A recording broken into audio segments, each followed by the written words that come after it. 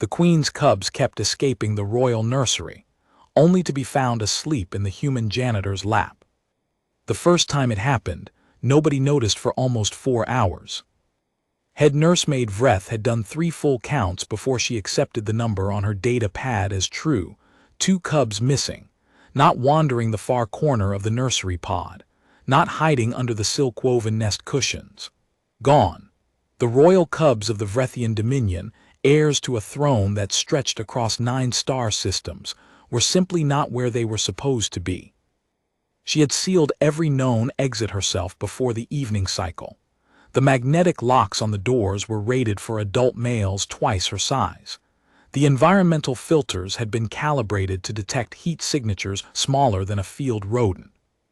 And still, somehow, 2 of Queen Sorvith's 5 newborn cubs had slipped through. Vreth hit the emergency alert before her second breath was done. Security arrived in 40 seconds.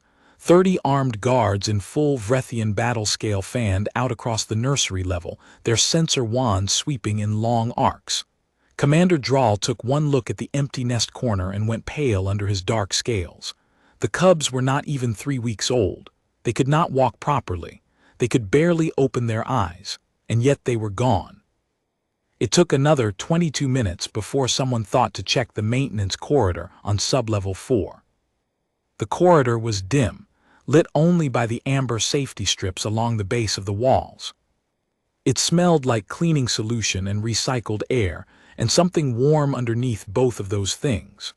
A cart of cleaning supplies sat parked beside a junction panel, mop handle leaning at a lazy angle. And on the floor beside the cart, back against the wall, legs stretched out in front of him on the cold deck, sat Calvin Webb. He was asleep. He was human, which already made him an odd sight on a Vrethian imperial vessel.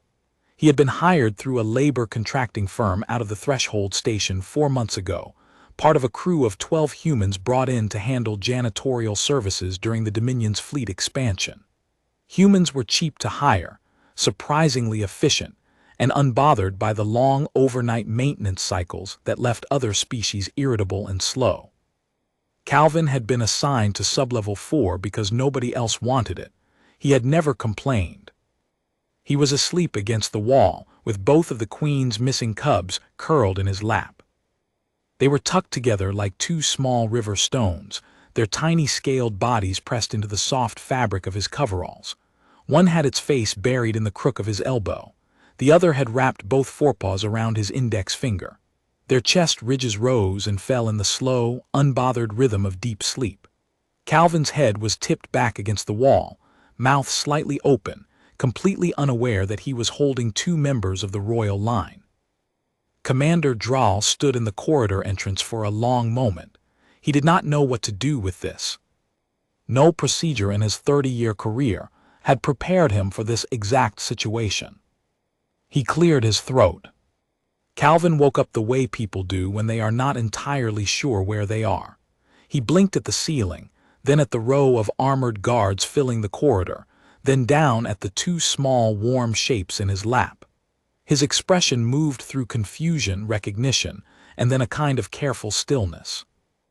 "I found them in the vent shaft," he said. His voice was quiet, pitched low so as not to disturb the sleeping cubs. "About 2 hours ago. I didn't want to move them because they seemed upset, and then they fell asleep, and I didn't," he paused. "I didn't want to wake them." Draal stepped forward. He looked at the cubs. They were sleeping with a completeness he rarely saw in the nursery. Usually, the young ones fussed. They whimpered and chirped and clawed at the nest material and kept the nursemaids busy half the night.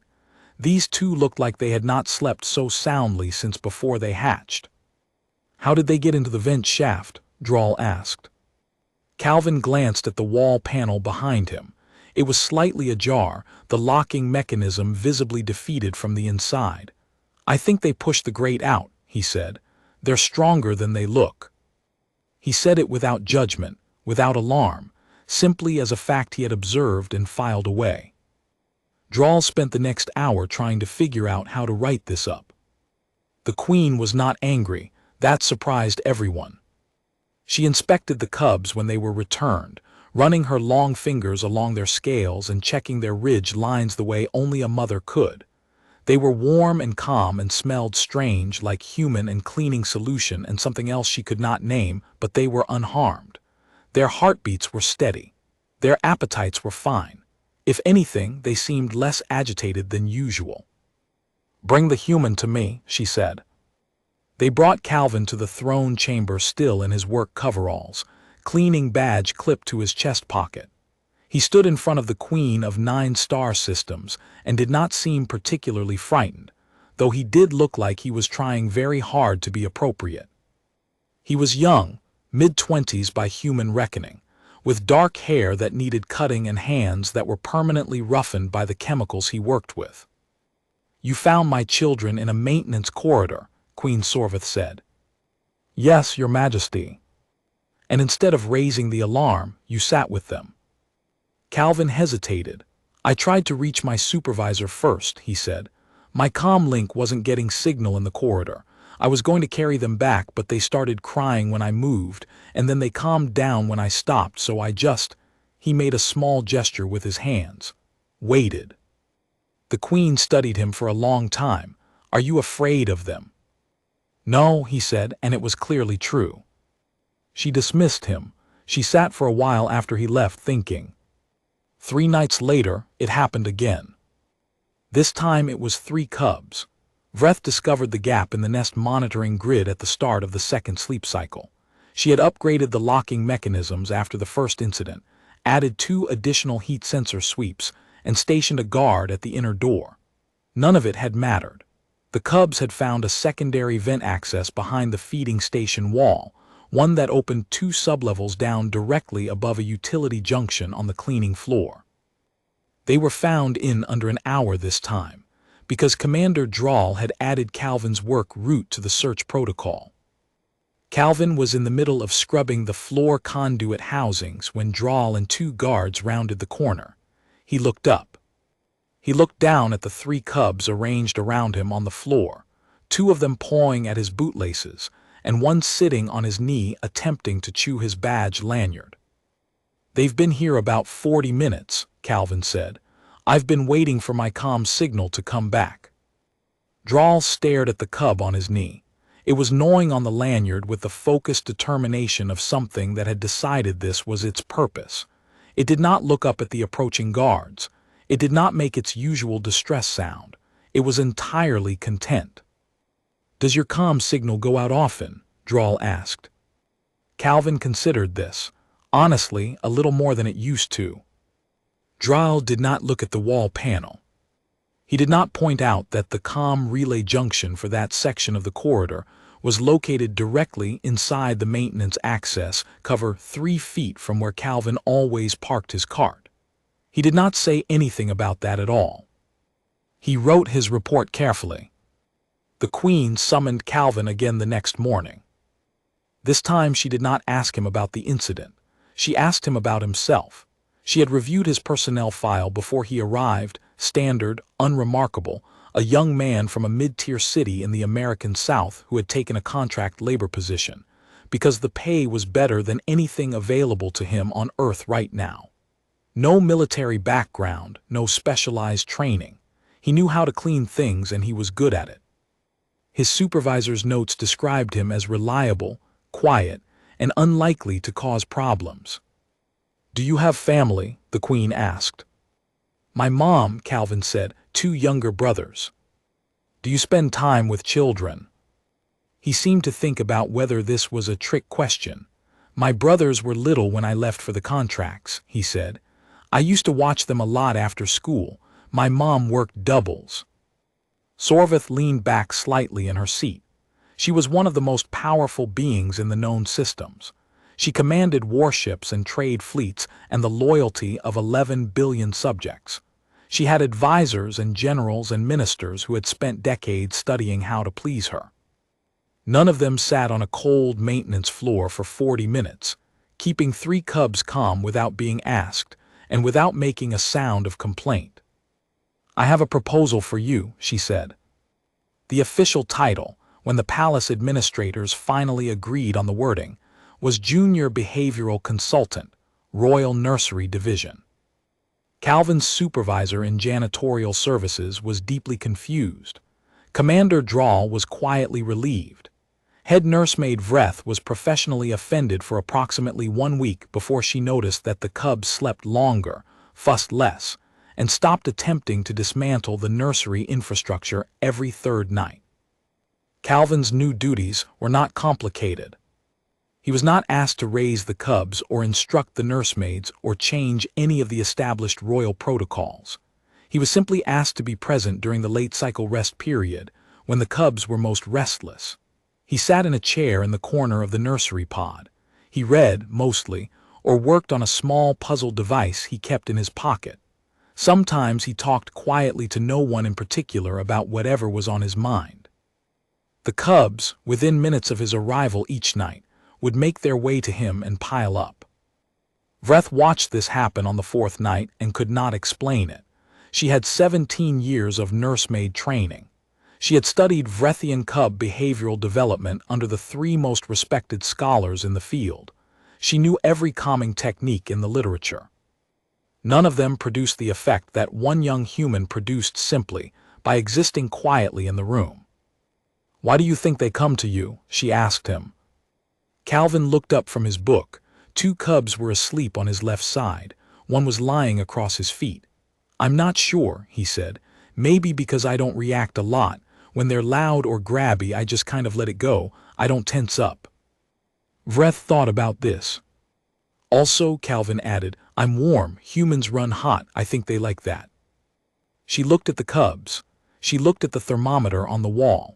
Calvin's ambient surface temperature was, in fact, considerably higher than the nursery's controlled environment. She added a note to her records.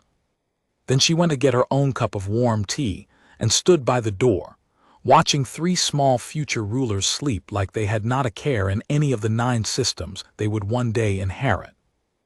Nobody told the Queen about the part where Calvin had started quietly singing. He did not know that Vrethian cubs could detect low-frequency vibration through their chest ridges, that the hum of a human voice in the range he used felt to them something like the subsonic purr of a healthy adult in their own species. He was just doing what he did with his brothers when they were small and overtired and refusing to settle. He sang old songs from home, nothing impressive, nothing intentional. The cubs could not get enough of it. Vreth heard it on the 5th night and stopped breathing for a moment. She had never heard a cub in the royal line purr before 2 months of age. The youngest one was doing it now, curled against Calvin's side, chest ridge vibrating in a rhythm that matched the quiet tune he was humming without his even knowing. She pulled out her data pad. She began to write a very long research note. Outside in the corridor, Commander Drawl leaned against the wall and listened and thought about the report he was going to have to write for the Queen's Advisory Board, explaining why the most effective nursery asset they had acquired in the last decade was a 24-year-old human janitor from Georgia, who charged them standard labor rates and went home at the end of his shift. He decided to keep that report very short. The cubs grew the way all young things grow, faster than anyone is ready for. By the end of the 2nd month, they were walking properly, sharp little claws clicking on the nursery floor, their scales coming in with the blue-green iridescence that marked the royal line. They were louder, more mobile, and significantly more opinionated about everything. They had begun testing Vreth's boundaries in the organized, coordinated way that suggested they were already planning things together.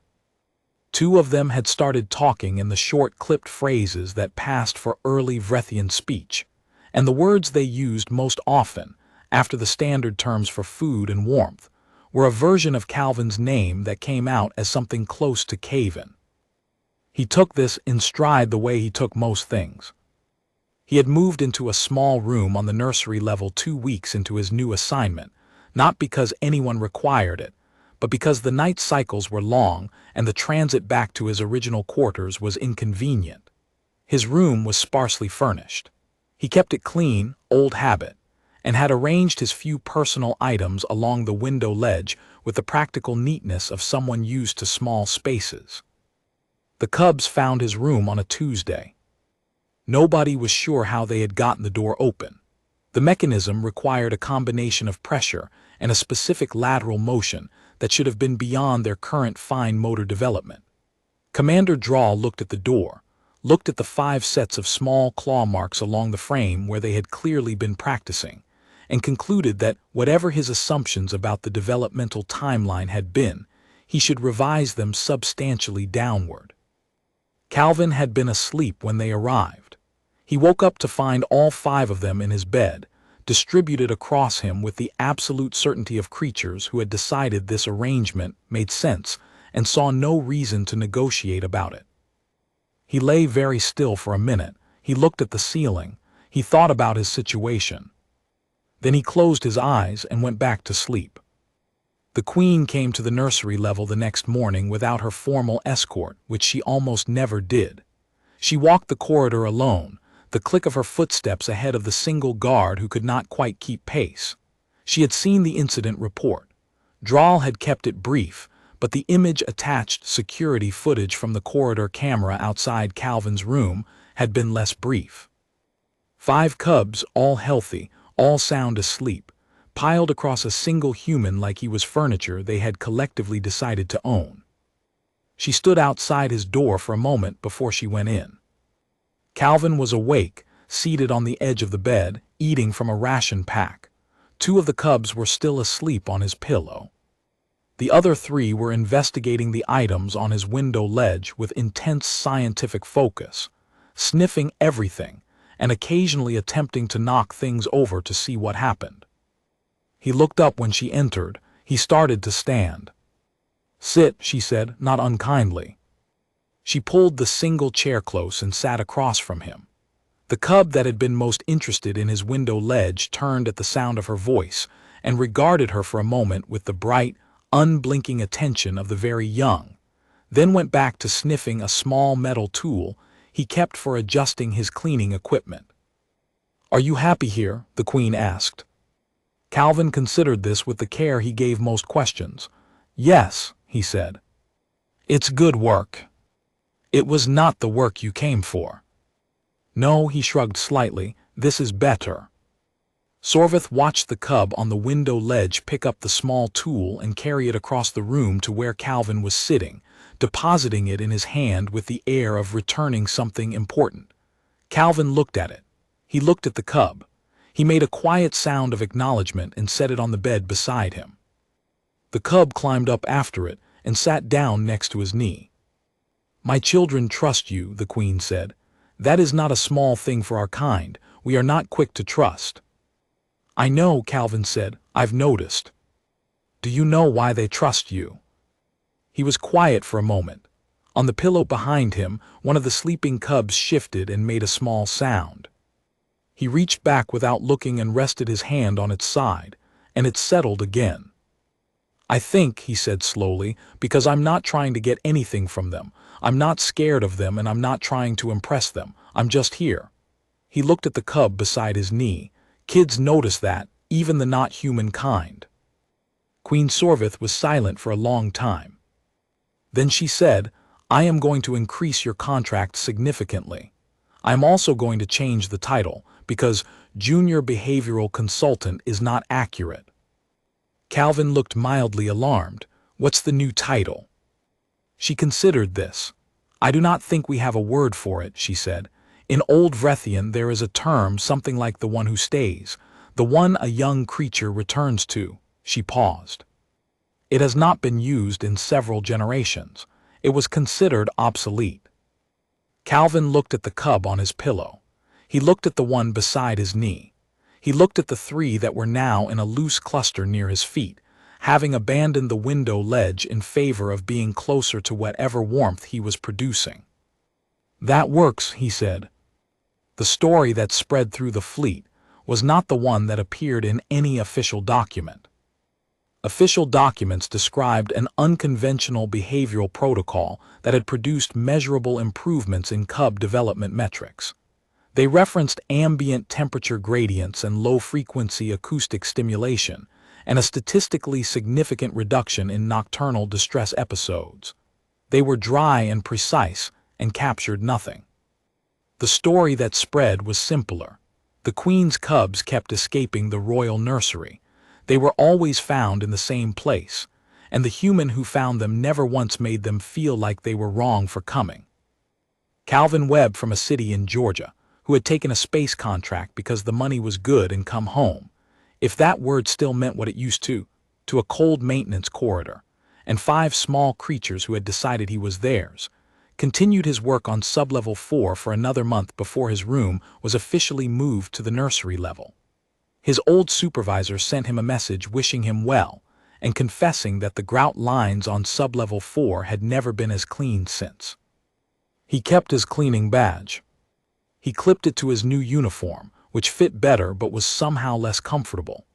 Head nursemaid Vreth never quite stopped being professionally offended, but she started saving him a cup of tea from the good blend she kept locked in her supply cabinet, and she left it outside his door every evening before the night cycle began without ever once mentioning it. Commander Drawl stopped writing short reports. He wrote a long one for the Queen's Advisory Board and for the Fleet Record, and he titled it simply, An Unexpected Variable. He described what he had seen in the maintenance corridor that first night: a young man, asleep against a cold wall, one hand resting gently over 2 small sleeping forms, and he wrote that he had looked at it and not known what it meant. He wrote that he still was not sure he could fully explain it. Then he wrote what he had come to believe, after watching it happen again and again, that there are certain qualities that require no translation, that warmth is warmth in any system, that the absence of fear and the absence of want together form something that young creatures recognize across every boundary of biology and language and star, that it was not complicated, that the cubs went back because it felt like staying was allowed. The 5 cubs grew. They grew into the scaled, ridge-backed, sharp-eyed young of a species that had ruled 9 star systems for 400 years. They learned to speak and to read, and to navigate the complex hierarchies of Vrethian court life. They attended formal education sessions with tutors who had devoted their careers to the shaping of royal minds. They were, by every developmental measure, ahead of every recorded royal cohort in the last century. They also, consistently and without apology, continued to show up in Calvin's quarters whenever the mood struck them. He had a larger room now. The nursery-level administrators had quietly expanded it twice after they noticed that the 5 growing cubs could not comfortably fit in a space designed for one adult human. He had a proper bed and a desk, and a window that looked out onto the vessel's secondary observation ring.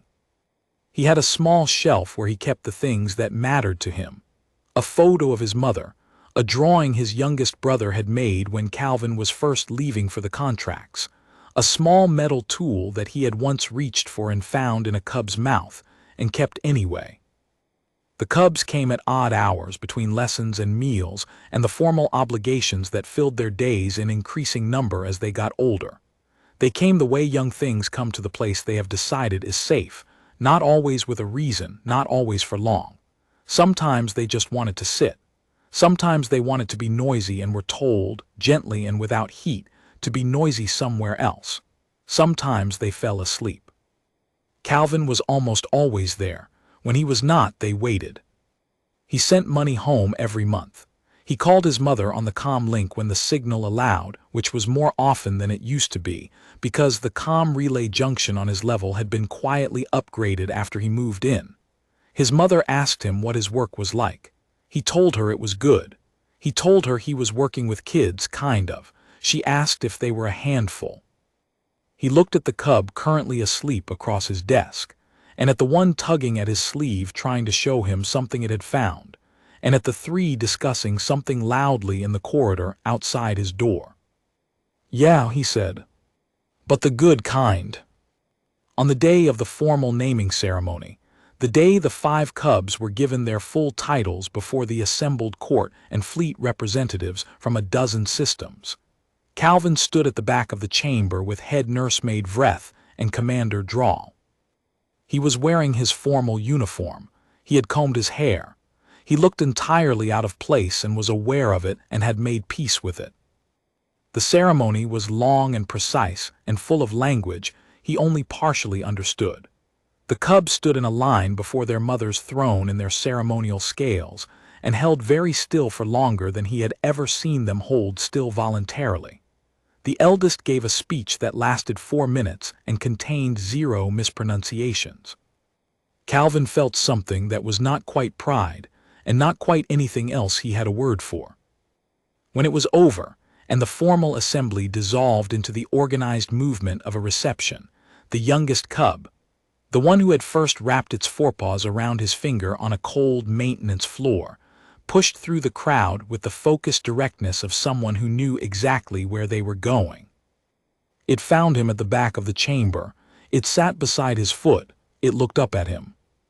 He looked down. "Good job up there," he said quietly.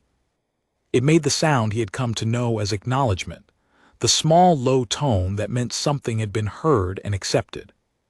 Then it leaned against his leg, just slightly, the way it had always leaned, and looked out at the crowd with the calm, unhurried attention of something that had exactly what it needed and was not worried about anything at all.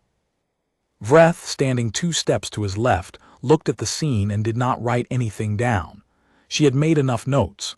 She understood it now, or she understood it as well as she was going to.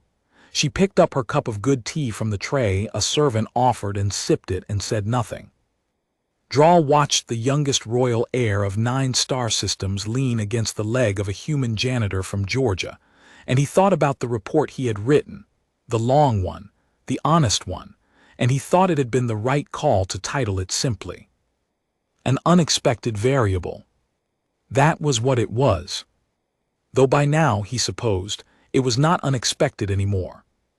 Calvin Webb stayed with the fleet for 11 years.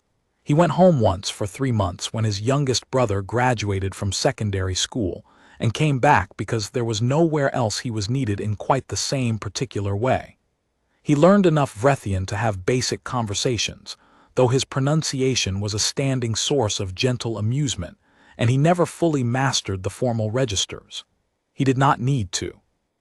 Nobody who mattered required him to be anything other than what he was.